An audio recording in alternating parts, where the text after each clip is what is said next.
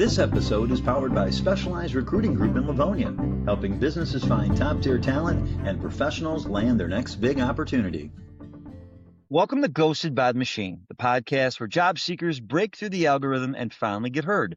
No filters, no bots, just real stories from real people navigating today's hiring system. I'm your host, Mark Lane, and today we're giving the mic to someone whose career has been built around people, communication, and customer experience.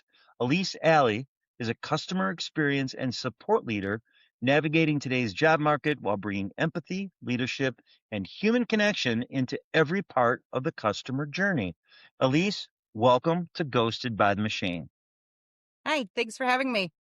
So the first question I have for you is, tell me a little bit about yourself and what kind of role are you looking for right now? And also, how long have you been on that job search journey? Yeah. So I've spent the last about 15 years working in customer support and operations. I started in frontline support and have moved from there up to director level roles. Probably I'm most passionate about the job is helping my team members grow, really see them learn and excel. I also love that operations part of things where, there's a broken system and I fix it or I just make things smoother for both the customer and for the team. I have been really lucky to have a wide variety of experiences. So worked with different sizes of companies and that sort of thing. So my skill set is also very varied, which both broadens my opportunities. It also makes it a little bit harder to find exactly the right role, I think. And that's part of why. So I don't necessarily have a specific job title in mind, but I just want to be someplace where I can make an impact on the customer journey, on my team, and really just help things grow and do better. I've been on the job search for about 11 months now since the company I was with previously was acquired. So I kind of started once that acquisition happened, kind of quietly started doing, a search, but was laid off about 11 months ago. You sound like a problem solver.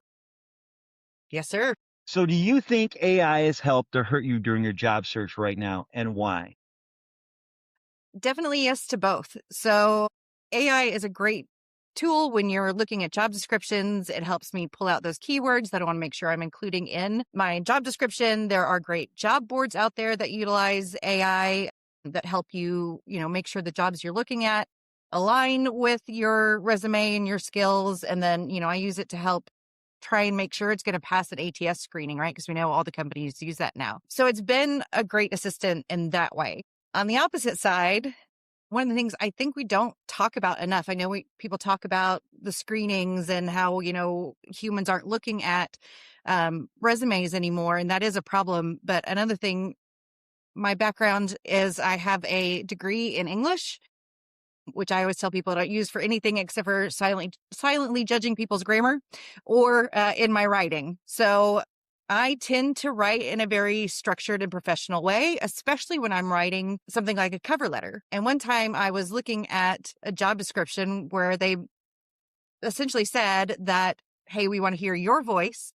So if we even think you use AI, it's an automatic rejection. And then went on to explain how they use AI in their hiring process. So there's that kind of, it's a discrimination, but also it's a paradox there. So out of curiosity, I ran my self-written resume and cover letter through an AI detector. And of course, it got flagged. So there's this paradox where I'm stuck. Do I sound like a robot because I write like a professional who has a background in English and, writes documentation for customers and all of that? Or do I sound less professional? And it is really frustrating when you know that you're doing, this may give away my age, but, when they taught us in school to write cover letters, it was a very specific formula that you follow that sounds very structured and professional. And I continue to follow that. So it's very frustrating knowing that I'm writing how I feel I'm supposed to, as someone who has hired people, the kind of structure and voice that I'm looking for, but knowing that ultimately is probably going to get me weeded out by the AI that companies are using. So a follow-up question to that is, how many resumes have you put out there in the last 11 months? Goodness, I've lost count. I know at one point, in just 1 month, I put out at least 60, and that was just through jobs I found on LinkedIn. It didn't include other job boards and stuff that I was looking at. So I'm probably trying to churn out 100 applications a month at minimum. Wow. And how Yeah. many interviews have you gotten in 11 months? I think 4 with 4 different companies, and that's it. Yeah. So what would you consider is your secret skill or superpower that most resumes don't show? So I have been really lucky in that I've worked for companies of all sizes. I started out with a really small WordPress company. So I was the very first supervisor for support that we'd ever had. And my team was maybe 10 people. And in my last position, I was senior manager and I had a team of about 100 where I covered operations, technical support, billing. Like I was head over all of that. So I have that kind of adaptability and flexibility to work with startups, well-established teams. I can come in and I can start things from scratch, or I can improve systems that are already there. And that's hard to reflect on a resume. I mean, I can tell you that, hey, I've run teams of 100 and I've run teams of 10, but especially working in a startup, you wear so many different hats. I have done project management, but I've never had the project management title. So, how do I put that on a resume without making claims that aren't true? I don't want to say that I'm a project management professional, but I have, I know agile methodology. I've worked with stakeholders. I've run projects from start to finish. And so it's hard to reflect that on a resume, like I said, while still feeling truthful without overselling yourself. But I've done all of those things. What's one thing you tell recruiters or hiring managers today? I've and some of my roles have been over the entire life cycle of employees for my teams, which means that I have used all sorts of hiring platforms out there. And without fail, everyone that I've used has had a bulk reply option. And I know we talk about how we hate those canned rejection letters, and it's true. Whenever possible, I think we should be giving feedback, making sure it's a personalized email, especially if they've interviewed with you.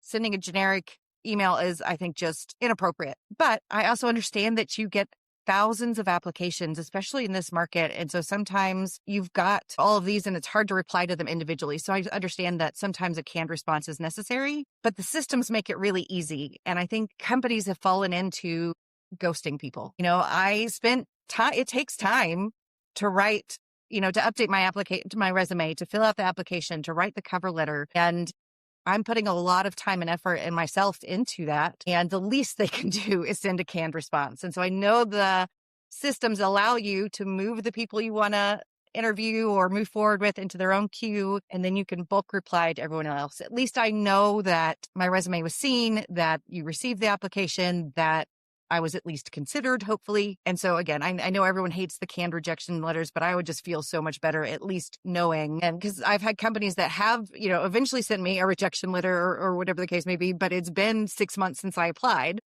So, it would just be nice to have some sort of follow-up. And it's really simple. All the systems out there make it really simple. You look at the applicant's experience, right? And it's very similar to a customer experience. Candidates are talking about the jobs. They're talking about the companies they're applying for and they're interviewing with. When they get ghosted or they have a really bad experience, they're telling their friends and their coworkers, hey, these people were awful. So I get it. Again, you've got thousands of applications to go through. Maybe you've already picked your candidate. The least you can do is hit that bulk reply option and let the candidate know. You would think with all the AI tools that are out there that they'd be able to set up a program that would automatically let you know after, a few weeks, hey, we're here. Yeah. Thank you for applying. I know that there is a program out there that they're trying to push and have companies purchase. So it is sad. It really is. And I've been through it. You get a note 8 months later at 3:00 in the morning. Thank you for applying on a Sunday. Right. It's really frustrating. And especially if you've interviewed. Luckily, I haven't, anyone I've interviewed with has followed up with me, but I actually have another former coworker who's also in this position. And she recently interviewed with someone 3 times. She went through 3 interviews with this company and they never bothered to send her any sort of email or follow up after the fact. And that just blows my mind. Yeah. So is there anything that's giving you hope right now? So The one thing that comes to mind is that old saying is, everything will be okay in the end. And if it's not the end, or if it's not okay, it's not the end. And I know that almost sounds pessimistic, but to me, things are not okay right now. I'm struggling to find something in a tough marketplace. And so I know it's not the end, that I will find the right thing because things are not okay yet, but they will be. And it's not going to happen overnight. And I just have to keep showing up and doing what I need to do and putting myself out there. But in the end, it will be okay. Plus, I've got, a bunch of pets that require being fed, and let me know if I don't feed them that they're upset. So I know that it will be okay. And it gives me hope that there's an option out there for me. I just have to keep trudging along until I find it. Keep pushing forward. Exactly. Well, Elise, I really appreciate you being open and sharing your experience with us today. And if you're watching or listening and thinking, hey, this sounds like me, you're not alone. And if you'd like to share your story, feel free to email me or send me a DM. And if you'd like to stay plugged into the real stories, real insights, and real humans behind today's hiring system, make sure to follow and subscribe. We've got new episodes, shorts, conversations every week.